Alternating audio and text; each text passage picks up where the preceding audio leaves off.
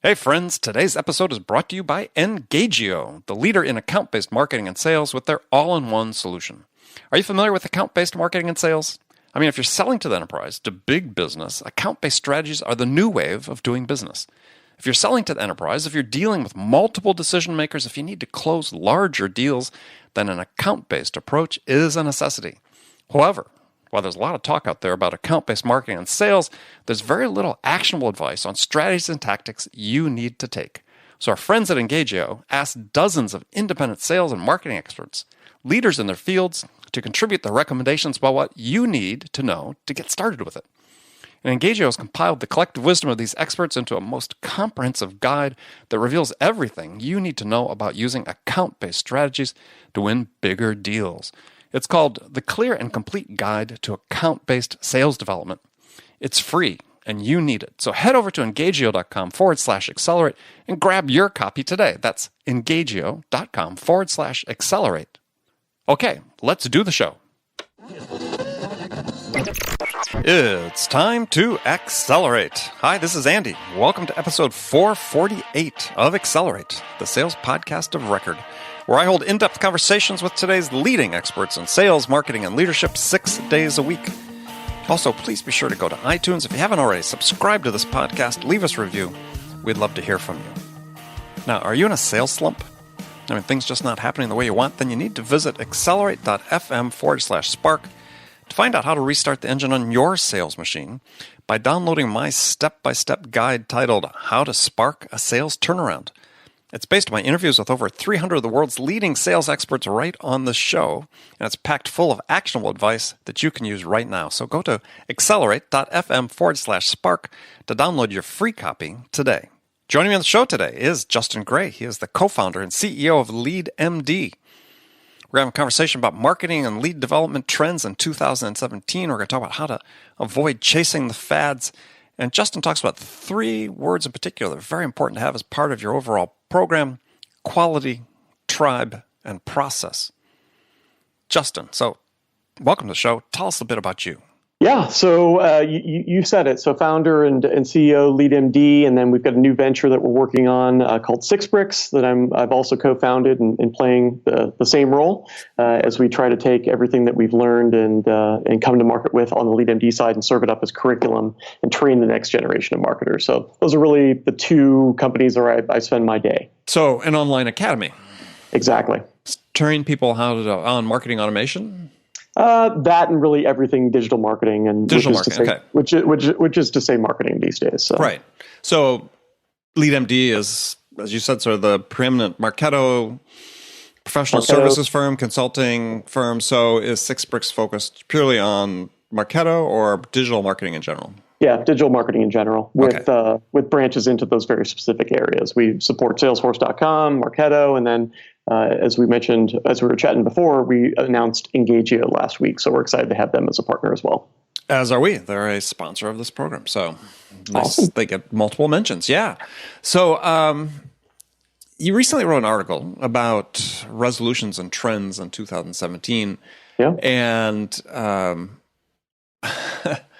you talked about we'll have our assumptions challenged. But you talk about 3 words: quality, tribe, and process as sort of the focal point of what you're talking about. So let's start with quality. So what did you mean by quality as a trend to watch in 2017?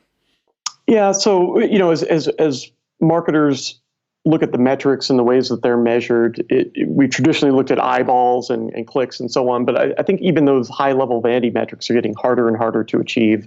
And the reason being, everyone's doing it these days. I don't see a lot of the debate around should I do content marketing. Now the debate is, how much time can I really devote to building my own brand and my company's brand and putting together these awesome content pieces that get attention that people want to share and they want to promote. Your customers and your prospects really become your promotion channel. Right. So quality drives all of that, and it's incredibly difficult to keep up with. On a weekly basis, I probably spend 20 plus hours assembling content, and we've got many other folks around here that contribute to that as well. And everyone always asks, like, when do you write that stuff? Like, midnight. You've got to make time in the day that doesn't interfere with your core output to spend the time and to create that quality. So for me, quality is, it has legs into everything, but content's a good representation of such. All right. So quality is, just a great watchword here, is tons of content. So most of it, as you might expect, would probably have normal Pareto distribution, 80-20, 80% not very good, 20% quality. Mm-hmm. What really distinguishes quality content? Yeah, I think quality content, there's two aspects to that. Number one, is it authentic?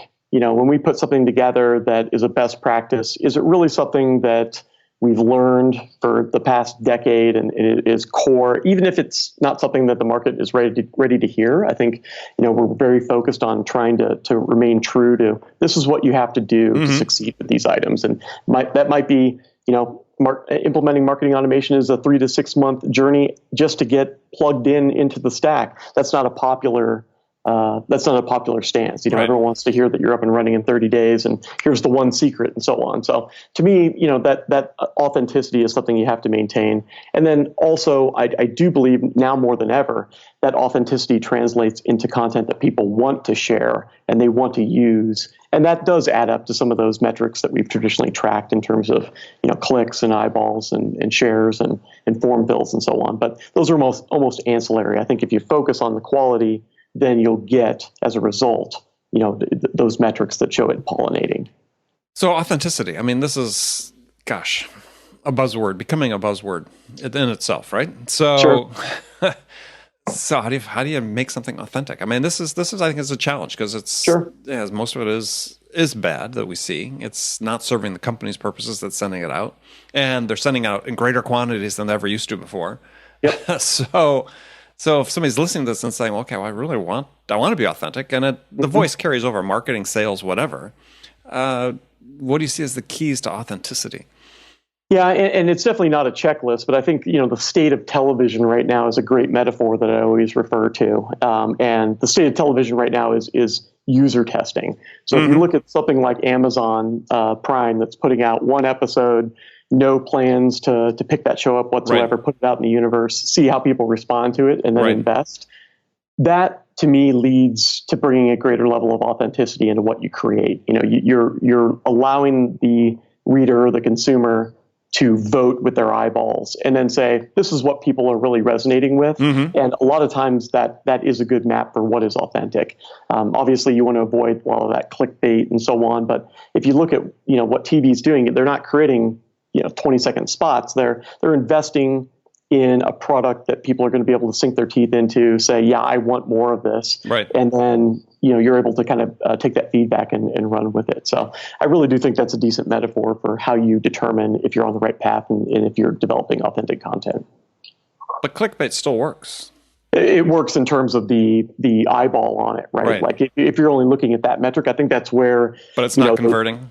Right, exactly. No one's going to write a review on that piece of content that says 5 stars, awesome, this kicked ass, right? Like they're going to say, this sucked, like you just wasted my time. And I think online gives us a greater ability to get that feedback as well. Right. So, you have to, I guess, adding in there, you have to have a good feedback channel to determine, is this something that your readers are passionate about and are they sharing it? Because if you're just measuring that initial eyeballs metric, then you're not going to be able to have a very good insight. Right. So another issue with quality, and I alluded to that earlier, quality over quantity, is that you talk about reference a benchmark report that 81% of marketers report sending out over 1,000 pieces of automated email per month to their prospects. And compound that by, have all these sales development platforms that enable reps to do mail merges and so on. So we could be seeing 2,000 going out. Yeah, I think 1,000 is a pretty low number, but we chose it because I think it's still a good benchmark of, are you sending out a lot of email? And I think, frankly, 1,000 emails is a lot of email. In this day and age, most of the campaigns we do for clients is, frankly, approaching 100,000 or more emails across, a very calculated outreach. But 1,000's a lot of emails. If you needed to personalize 1,000 emails and you needed to write those on a daily basis, that would be very difficult. And those aren't happening. Those are happening in a mass format. Sure. But unless you have a really good view of who your customer is and you can bring in a lot of data about them and make that email highly personalized, chances are we're giving a very blanket message. So that whole quality versus quantity message is what we're hearing people want, but we're not really seeing the action come in line with that yet. Yeah, I mean, it sort of raises a question. I ask people this all the time. Is certainly my feeling is about sales technologies, as great as many of them are, is that when you look at industry reports in terms of close rates, conversion rates, percent of quotas or percent of reps making quota, so on and so forth, it's like, we're not getting the ROI on this technology. Now, either we're using it inappropriately, which may be possible, or it's not really doing what we need to have done. Do you see the same thing sort of true of the MarTech world? Yeah, absolutely. I think MarTech and sales enablement technology, and you ask a normal marketer, how many pieces of technology are in your stack today? Yeah, and we did this. We did a focus group, and it's over 40. Every single person and you're like, 40? They start talking about everything that they're using. I use Bitly, and I use, all these little tools add up.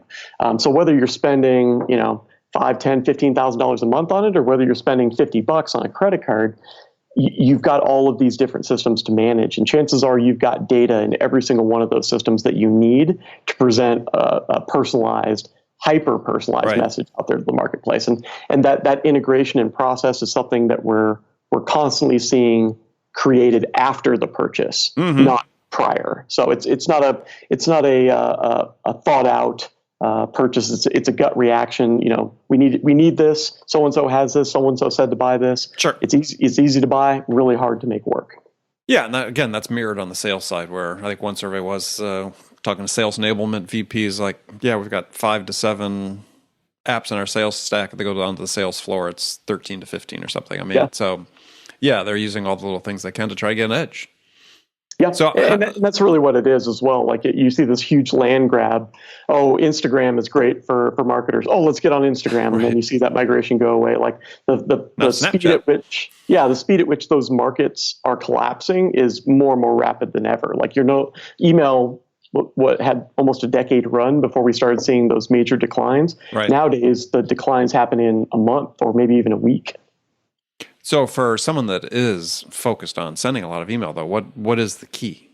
What is what is the quality key? I mean, we talk about authenticity, but email's kind of complex.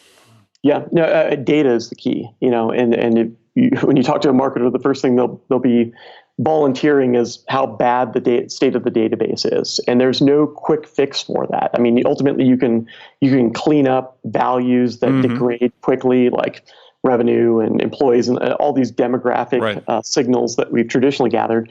But really the day-to-day engagement, like what's happening in your billing department with that customer and exposing that out to the marketer or the sales individual, that's the type of information that we need. And that's hard information to curate. And honestly, I think until CRM becomes becomes table stakes in that process, it's not something where you have to pivot your chair from the system that it takes to do your job into the system that records you doing your job. Until those become one, we're never going to get to a point where we can use a tool like marketing automation and say 100% every single one of my messages is on point, is on message. This buyer should respond to that. Until we get our data in line, we're simply not able to do so. Interesting. But it's sort of, you obviously Marketo integrates somewhat seamlessly with Salesforce, but you're really talking about going deeper, having your accounting systems, your ERP systems, whatever that has an impact with a customer, an interaction with a customer needs to be tracked and presented to the sales marketing people. Honestly, that's what I love most about some of these new tools, and we mentioned the one that I'm going to dive into detail on, but just the ability to take the inbox. I mean, frankly, everyone says we need to get out of the inbox. We have Slack, we love Slack, but all my outside communication still resides in my inbox. So if I'm able to take that communication and make it visible to the rest of the organization so that they can say, this conversation between Justin and this prospect went this way, without me having to go in and log an activity or add that email to Salesforce, that's manna from heaven for me. So until we get to that point where you have that 360-degree view, not only of the traditional data sources, but all of these different data sources that have arisen, that's really the data I'm talking about getting after. Right. And so you alluded to application. So which one were you talking about? Engagio. Okay. I think tapping into core systems, and Salesforce Lightning is doing some of this as well, just in blending that experience. Like I think LinkedIn's the biggest CRM in the world, right? Like I use LinkedIn. In essence, right, yeah. Find the prospects, see what they're actually doing. They're going to self-curate their profile. It's awesome. But now I have to turn around and get those guys into CRM. A week later, hey, who had an email exchange with this person and didn't add it to Salesforce? Oh, slap you on the wrist. How many times do you do that before you just kind of give up and say, we need to combine these systems into one? Right. So, Engagio, though, is really sort of targeted for people that are doing more of the complex B2B sale, enterprise sale. Yep. So, a lot of what we're seeing in terms of, for say, bad practices from the marketing side and the sales side really are focused not as much on the enterprise as it is on the, the small and mid-sized businesses. Sure. So, what's sort of the future for them? How do you see? Yeah, I really do see, SMBs as having a leg up. I run an SMB very much on purpose, just because I think you can pivot and you can change and you can fix things at just in a more agile manner. So when it comes to what can SMBs do, I think number one, they can learn from the huge amount of resources that we're all creating and giving away for the sake of trying to penetrate the enterprise. You Google anything. HubSpot probably has written a great article about how you can at least get a little bit into best practice around sales and marketing. I'm sure they've written at least one, yeah. Yep. So grab all of that information and learn from the mistakes of big companies that just can't pivot that quickly, and those enterprises are starting to move more quickly as well. So I think we'll see that start to come in line in the same way that we see within smaller organizations, but. Data is still the same challenge, whether you're selling now, if that SMB is selling at a lower ASP and they've got a more transactional sales process, there's still better ways to gather that data, whether it's, tracking web behaviors, whether it's cart behaviors, all of those items need to be gathered somewhere in a way that we can make sense of and retarget or remarket or engage with that customer. So same challenge, maybe different systems involved, probably a lower cost point, but really the same methodology. We're never going to stop wanting to know more about the customer and communicate with them in an intelligent way. Okay.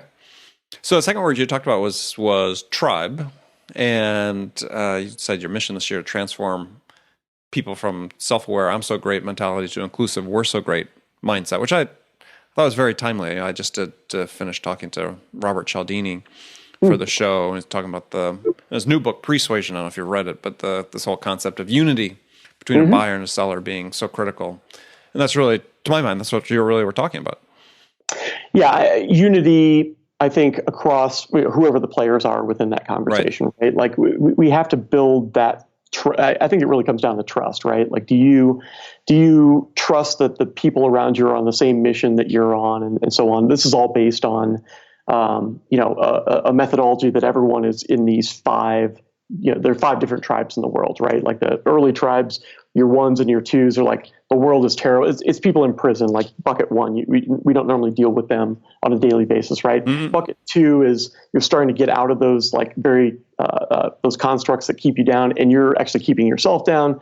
3s, you're graduating up that tier, and the operable detail there is trust. So as you graduate from one bucket to another, you're able to look around and say, these people are like me. We all understand the same thing. We're all working towards the same goal. Incredibly difficult as you get up into those 4 and 5 level tribes. So in your mind, from a marketing perspective, in this type of environment, what are the keys to engendering that trust? Yeah, and again, that's why I love the whole ABM, ABE message. And is it a buzzword? Yeah. Do we need buzzwords to get things communicated? Yes. Sure. So ultimately, we all need to take a step back. What is working? What's not working? And let's expose those metrics to the organization, whether it's the marketing team or it's the company as a whole. Demand gen as a blanket strategy does not work.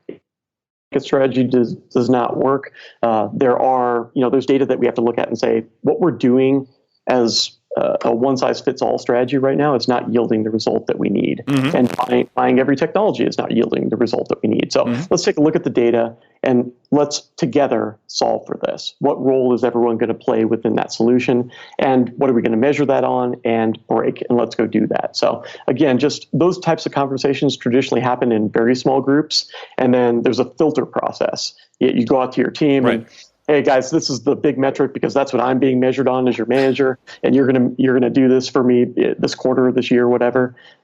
Instead, we're kind of opening up that communication circle and letting everyone be part of that process and that discussion from the very beginning. So one of the key things with ABM, obviously, is sales marketing alignment. I mean, is it time to sort of get rid of the distinction between sales and marketing in this type of environment? I mean, relook at the roles altogether. I'm hesitant to say yes. I mean, I mean, that's like a utopian world right there. But in your mind, that'd be utopia. Yeah, well, it's an unattainable utopia, and probably not one that we ever want to maintain, right? Because salespeople are a different breed, and I think when you deal with marketers all day long, as we do, there are very distinct traits between what a sales individual and a marketer are from their makeup, their core. Now, from a skills perspective, absolutely, I think that those two need to start cross-pollinating more. We need to understand, how to sniff out commitment as marketers, and what are we going to do so that we're not, throwing bait in the water, in essence. What are we actually going to do to ensure that there's a hook there and that we can reel someone in as necessary?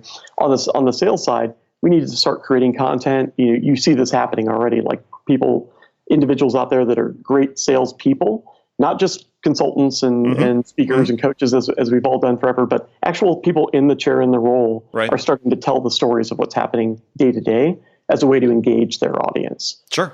You've got folks out there just, they've got this SDR Chronicles thing that this dude named Morgan that works over at Terminus does. It's awesome. Like, you would never see that 5 years ago. Like, no SDR is ever going to be creating content 5 years ago for the sake of saying, I'm doing things different. You should as well. Let's talk about how we can do it differently together. That's the type of progression I'm talking about in terms of just traits and skills being shared amongst those departments. But we definitely need, people who play more of a sales role, people who play a marketing role, customer success, all these different epicenters. But we need to kind of decentralize a lot of these traits that have become very siloed historically within one department. Well, but one of the other sort of, I don't want to say artifact, but let's say outcomes of really embracing ABE, ABM, whatever we're going to call it, and I wish we'd settle on one. Probably will at some point. Well, Trish Bertuzzi has ABR. I think I like that, Account-Based Revenue. Is really a much more of a team approach, to sales.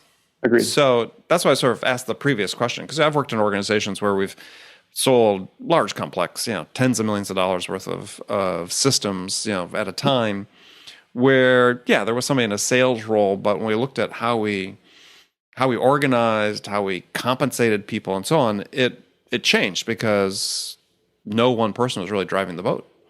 In terms of saying, this person was worth 20% more in the outcome than this person. No, it was a team effort. It seems like that's sort of a logical outcome. What's happening with ABM, ABE? Well, I think as a byproduct of that type of thinking, you also get rid of a lot of wasted time that marketers spend on attribution, frankly. Attribution in theory is awesome. I'm all for it. In practice, very difficult to truly say that attendance at a webinar accounted for 30% of that revenue that came across the line. So I think we spent a lot of operational time focusing on if you're looking at those metrics and you're saying this is a decent guide. Okay, great. We understand the types of activities that this individual engaged in. We know where they spent the most time in that process, learning and engaging with our teams.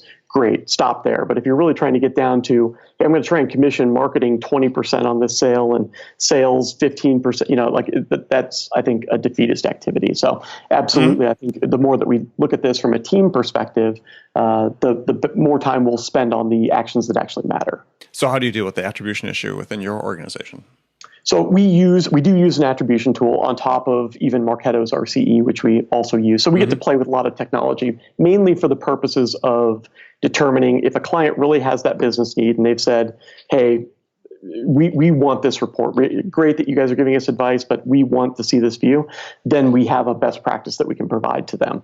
But from an attribution perspective, for our actual deals, it's, again, we use it as a high level guide. Like, what are these types of accounts and these buyers participating in? Mm-hmm. But I'm not super interested in diving deep into an assumptive basis around that data, saying that, hey, we need to scratch everything but webinars going forward. It's a blend. Anytime you see someone say, hey, I've got a hot lead, I talked to this guy at a show, chances are someone in that organization has talked to that same company or that same person before.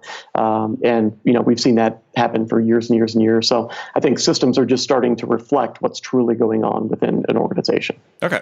So last word you had was process. Talk about understanding the buyer's journey. That becomes a more complex task in a ABM type environment because you have so many influencers and stakeholders. Don't they necessarily each one have their own distinct buyer's journey? I think they do, but when you're with ABM or E or R or whatever we're calling it, like, you're already whittling down the number of buying journeys that can happen in a huge manner based on what we've done in the past. Rather than driving 5,000 net new leads on a monthly basis and worrying about where each of those individuals is at, I'm able to really consolidate that down. So yes, I don't think necessarily there are so we term those as buying committees. And on that buying committee, each individual will have a role. Normally that will map to one or two people on our side of the house. And we need to understand what they need to be fulfilled on in order to get that purchase to the end goal. So some of those have full journeys. Some of them just have like an influential role on that deal. But it definitely there's fewer surprises when you take into account all of those buying committee members. No longer do you run into, great, are we ready to get this deal done today? Well, no, I've got to send this to a procurement guy in the UK, and he's gone for the weekend, and I don't even know, we haven't even gone through legal on this yet. Like, that happening in a deal should never happen in an ABE process. I agree. Well, I mean, any large account process. I mean, if you have a logical, proven process, you should understand those and steps. Marketing should understand that, right? Like Well, I think that's the big change, is that marketing needs to understand it as well. Exactly. Yeah. So what sort of your thoughts about what are the really sort of critical factors to enable sales and marketing alignment? It's been a big topic. We've actually, some of our more popular episodes have been on the topic. And I think people are sort of looking for best practices about how to achieve that. Yeah, so I don't know that I'll have anything like groundbreakingly new, because I think that fortunately enough, we're starting to get more of an understanding across the board on what ABE means. Mm-hmm. So, starting with that list and agreeing upon that with really the entire organization. I think the conversation does need to come out of just sales and marketing, because truly I don't believe you can assemble that list without bringing in customer success and total lifetime value of the customer and NPS and all these great SaaS metrics that have come about, whether you're in SaaS or you're just pirating and using some of them like we do in a professional services org. We still want to know, how does this customer perform over their lifetime journey? Are we attaching additional revenues? Are we making them happy? That's information we have to bring into creating that account list. So that's where we start, and then mapping those buyer journeys and those buying committees out based upon that list that we agree upon. That, I think, this middle portion here, we all know that we have different jobs to play. It's kind of like that football team analogy where everyone's going out and they've got a job to do and something to perform. I think how we measure that and we fulfill that like primal need to understand from a management level how all these different people are doing. I think that's something that is really interesting that has not yet fully been defined at this point. And that's probably the area I'm most excited about within ABM ER is simply how do we measure that engagement? Right. Like you talk to the Engagio folks and they'll tell you that time is the measure. Your marketing automation systems are still relying mainly on behaviors and demographics and lead scoring and so on. I don't think we've seen the true answer to that, because again, we're not capturing all of the data that we need to score that engagement. But from a managerial perspective, we don't have that trust in our teams yet to say, you understand your job, you're moving towards it, great, I'm sure everything's good. So I think that's the area that ABE is probably weakest on right now, and that we need to solve here in this next 12 months. Well, and the engagement really works out at multiple levels, right? Because as you know, I've interviewed hundreds of sales leaders over the last year, and what they talk about is that, gosh, even once we're working through, got people into our funnel and we're starting to interact with them, the big issue on the sales side is how to engage. Yes. So we talk about that at a marketing level. We talk about it on sales and the person-to-person level is like the critical issue that, hey, we may be able to get to the point where we can get on the phone and actually talk to someone, but at that point, how we engage with them isn't working very well. And there's a big education cycle there as well, right? Like typically sales had kind of one playbook, and it was buyer journey mapped. You know, when you get an inquiry, here's the things you have to ask. Right. And then you can get them to the next stage, and this whole opportunity stage mentality, which is kind of the campaign mentality in marketers. Right. Both those have to shift into more of this true playbook mentality. And when we talk about playbooks, there's a lot of different definitions floating around there as well. Excuse me. I always point to, I'm going to forget their full name, but there's another ABE software company out there, ZenIQ, actually. I think, honestly, they have like the best way of representing plays to where like I'll take a prospect and be like, look, just get this concept down. You know, a play is micro. It's something that, you know, oh, I see that so-and-so attended our webinar and they're a practitioner, so I want to add their boss to my database and I want to start mapping the buying committee. That's a play.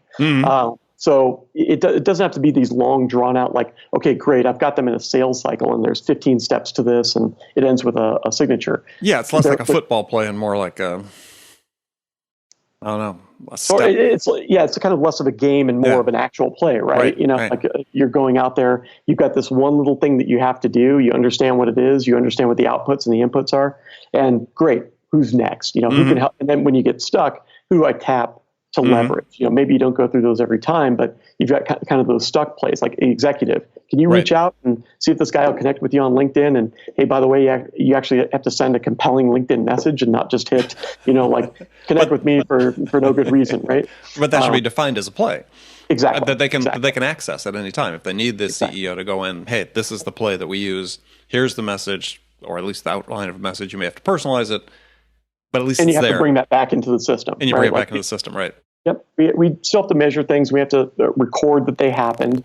But I think this is a license to get a ton more creative with what we've been doing in the past. It's no longer, you know, invite, registered, attended, follow up, engaged, you know, like those like very typical campaign mentalities in marketing are kind of going out the window, where a marketing campaign might not even be anything from an outbound perspective. It's simply, I need to process something at this point in time, and I need to gather some data to enable my sales team. But and last question on this before we take a short break, but would that be true? Because again, we sort of alluded to it earlier, is would that be true for marketing to small businesses or small mid-sized businesses?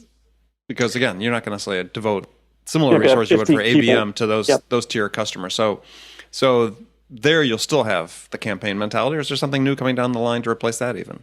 I think it's honestly a blend. You know, like it depends on what your ARR is around that solution. If you're dealing with a $20 a month solution, like, hey, volume and velocity is the way to go. But a lot of SMB solutions are in that like $500 to $1,500 a month range, and that absolutely requires a blend of these solutions. So, you know, we've got fewer people on the buying committee. We're spending less time, and that really should be your equation there. And fewer plays as well. Yeah, exactly. Based on that ASP, what can we afford to invest within this account that's going to make the biggest impact, and then go do that.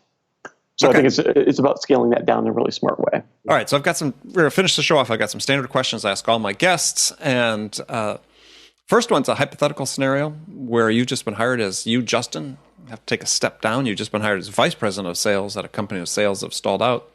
Time to hit the reset button. CEO of the board, anxious to have this happen. So what 2 things could you do your first week on the job that could have the biggest impact? Number one, that's a promotion, because my actual title is janitor right now.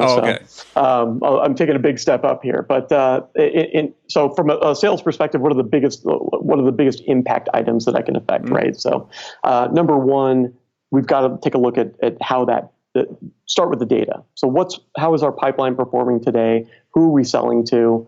What's push? Like, I always love to take a look at what's pushing. What's the actual sales cycle look like for these opportunities? Normally, when you ask a sales team, we've got a 60 or 120-day sales cycle.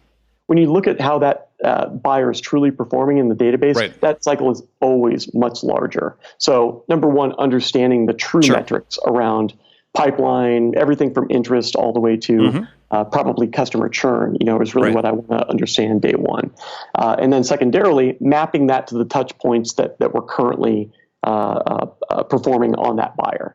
So trying to get an accurate representation of essentially what is our playbook today. Okay. So that's my first option there. And then I love user testing. So really going around to each one of those departments and our existing customers that we feel like are our best customers.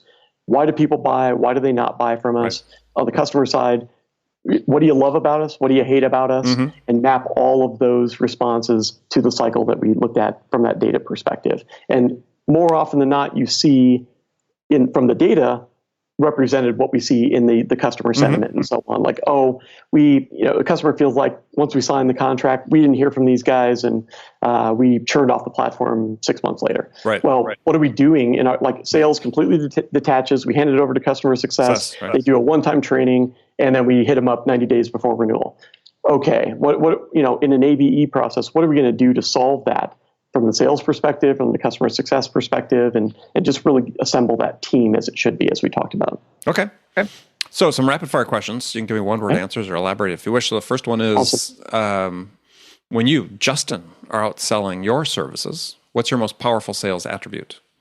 I'm trying now you got me trying to think of one-word answers. I want to say like consulting or consultant. Like I don't normally take the role of sales in a deal. Normally it's someone that wants to understand why we're different from our competitors, and that's the role that I play. Sure. I'm able to tell a really concise story, and this is not a rapid fire answer. I just realized that, but not being in the sales role is what I would say. Yeah, we just put you down for doesn't follow directions well. Okay. Yeah, exactly. That's why I have the job title. That's right. So who's your role model in business? God, it really is cliche, but I love how Benioff has built Salesforce. Okay. If there's one book you could recommend that every salesperson read, what would it be? I'd still go with, and I'm going to forget the name of my tribe book here. What is the name of this book? I've really forgotten it here, Andy. Seth Godin's book on tribes? Tribal Leadership. Thank you. Tribal Leadership. Who's the author? Oh, let's look it up while I'm making every answer way longer than it should be. No, it's good radio. So this is where I've stolen the. Actually, it's multiple folks writing this, but Dave Logan, John King, and Haley Fisher. Right. Okay. We'll get it right on the show notes page. Perfect. Last question for you. What music is on your playlist? I'll just say Tool because it's the most. It's normally the answer that people love to hear from me, but they're one of my favorite bands. Okay, that works. Yeah, I was just interviewing someone who told me that in the previous 90 days he had seen 40 concerts.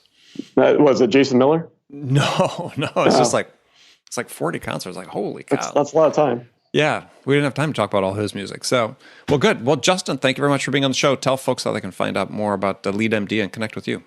For sure. Yeah, so we give away more best practices than most agencies have. That's my little plug. leadmd.com/marketplace. Everything that we produce is available through that URL. If you want to hit me up on Twitter, I'm at jgraymatter, Gray, and LeadMD is at myleadmd on Twitter. Got it.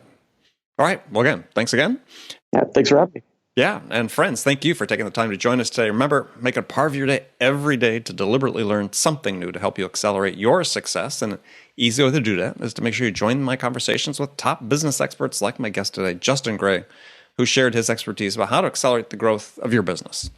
So thanks for joining me. And until next time, this is Andy Paul. Good selling, everyone.